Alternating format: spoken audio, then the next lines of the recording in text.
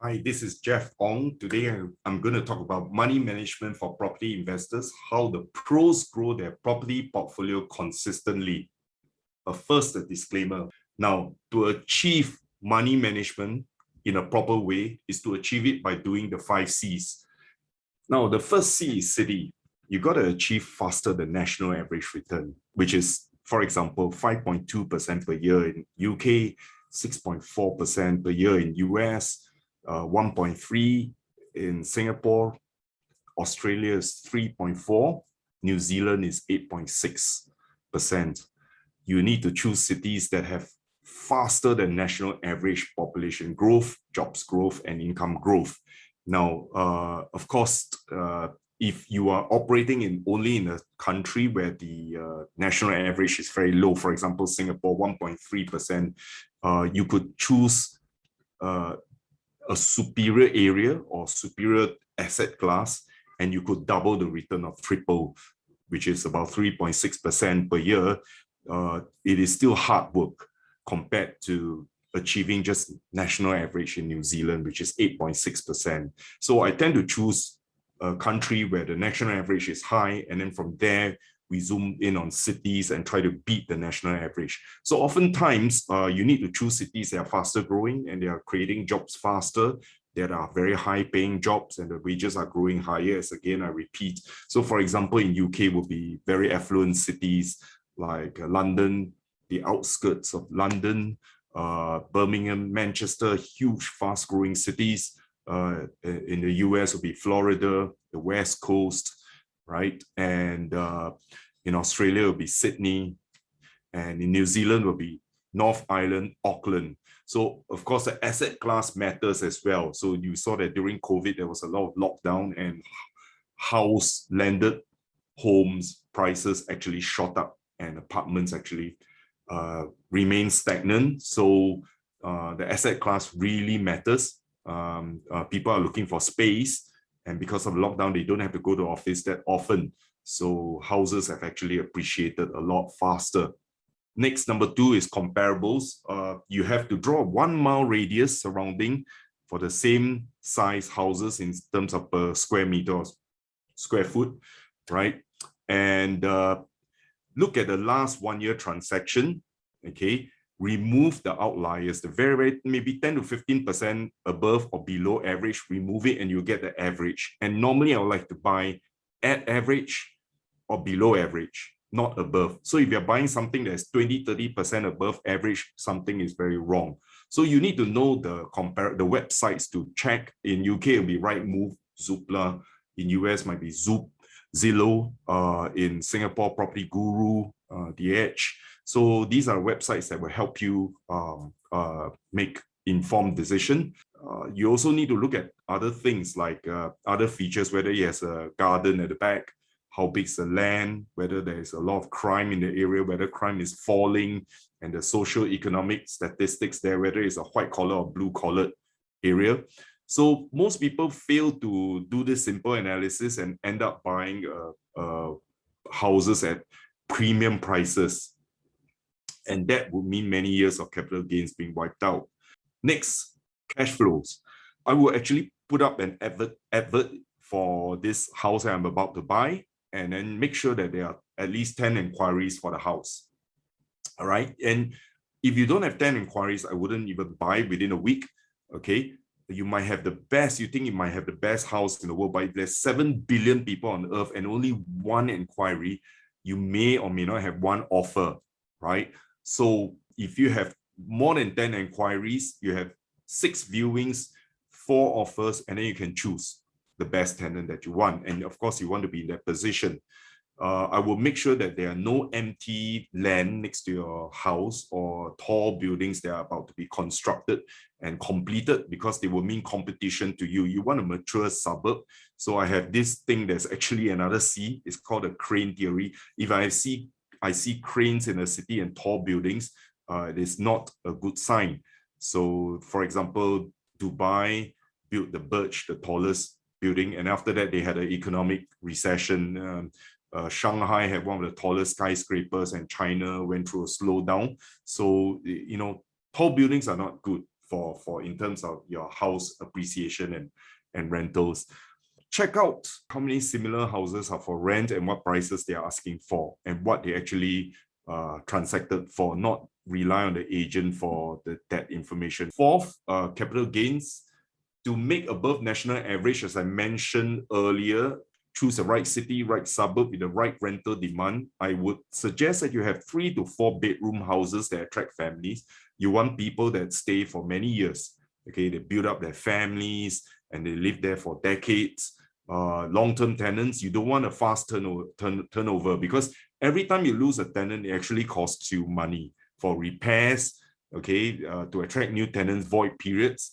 In my point of view, avoid 1-2 bedroom apartments at all costs, or worse, studios, because you have very transient tenants, people who are young in their 20s, 30s, who just stay there for a couple of years, they fall in love, they get married and then they move out, or they have a family, they got to move out, they're looking for places with gardens. So you need to buy something that attract family. Next is churn, not in a bad sense.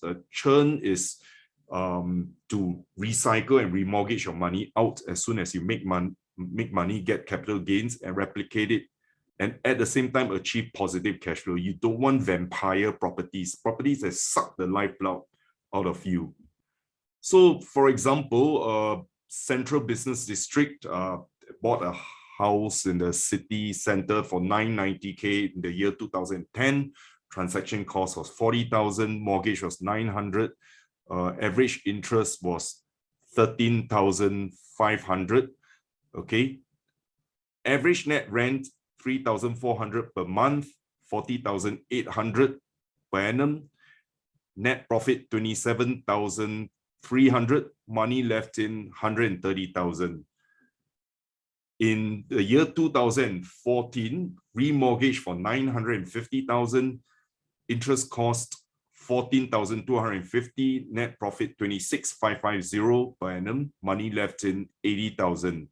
So valuation 1.35 million.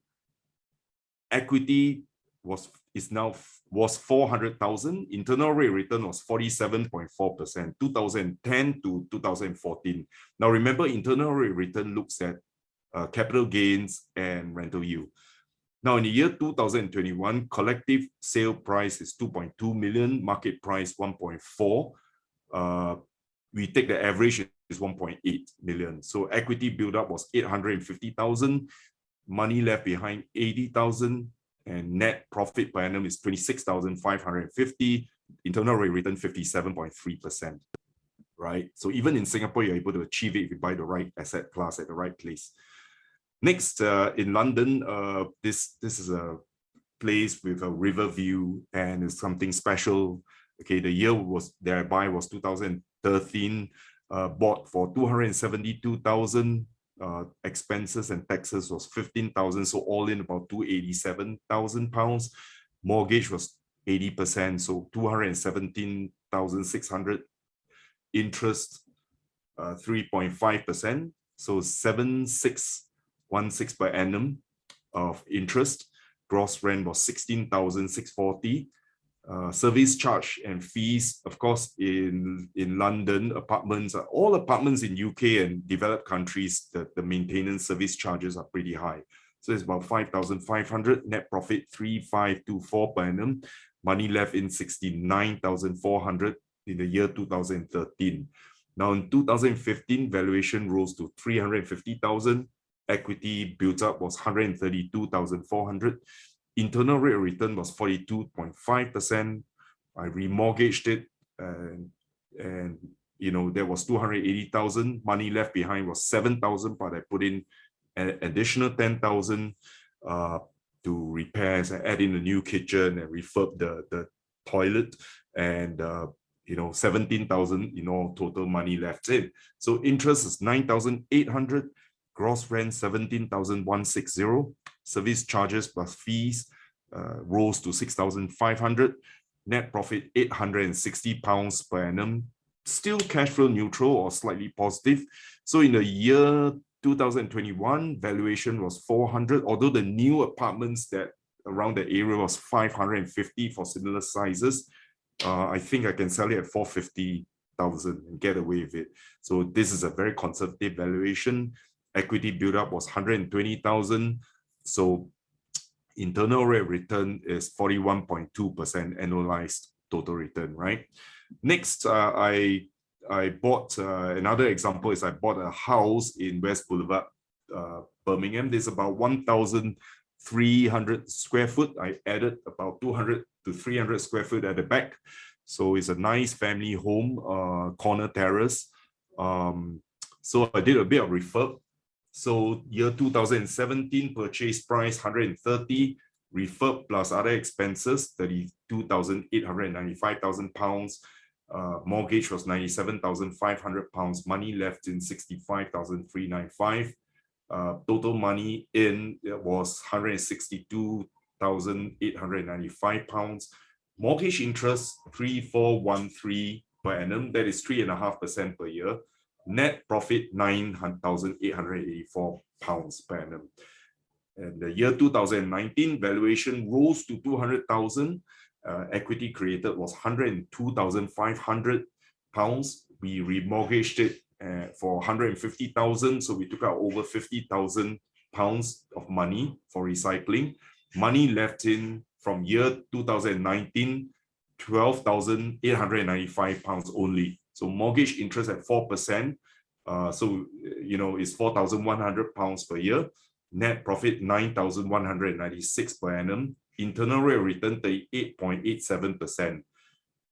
But in 2021, year 2021, valuation rose to 230 during COVID because during the lockdown, there was very little housing supply and construction costs actually went up.